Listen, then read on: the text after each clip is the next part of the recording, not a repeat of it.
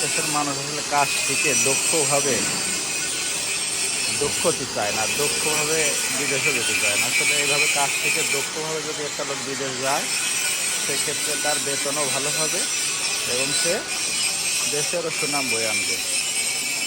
আমাদের সবার উচিত যারা বিদেশ যাব তাদের এইভাবে কাজ শিখে দক্ষ হয়ে যাওয়া।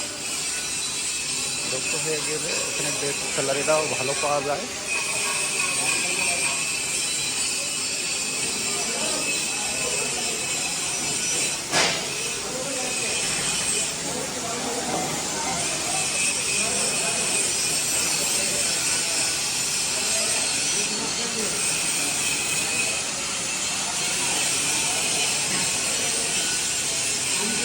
আমাদের দেশের মানুষ কোনোভাবেই কাজ শিখে দক্ষ হতে চায় না। বিদেশ যাবো, ফট করে পাসপোর্ট করো, একজন বললো ভিসা আছে দিয়ে দাও, এত টাকা এত টাকা। আসলে যে এইভাবে হয় না সব কিছু।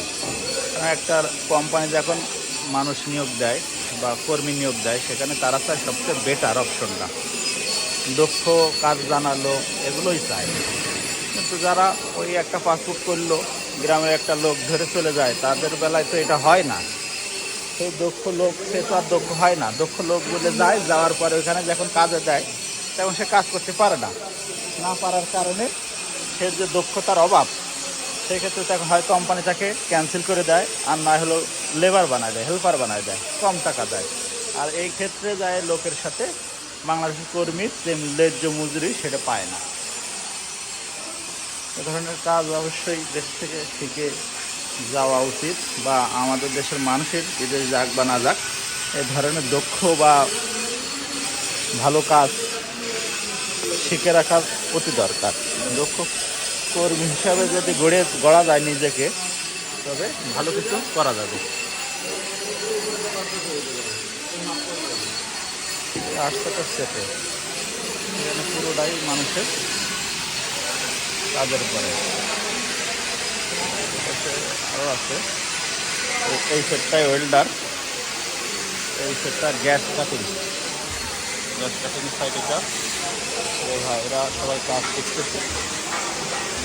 এই পাশে হলো গ্যাস কাটিং, এটাও গ্যাস কাটিং।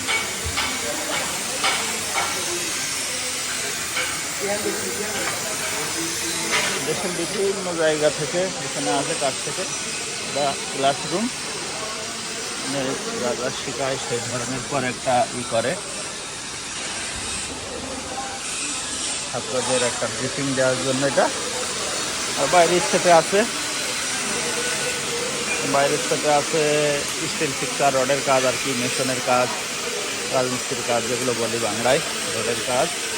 তারপর হচ্ছে ইলেকট্রিশিয়ান, প্লাম্বার, এই ধরনের কাজ শেখানোর জন্য এই পাশে আছে। এই পাশটা হলো রডের কাজ, বার্নাজের কাজের পরেও ধারণা দেওয়া হয় এখানে। পাশে রডের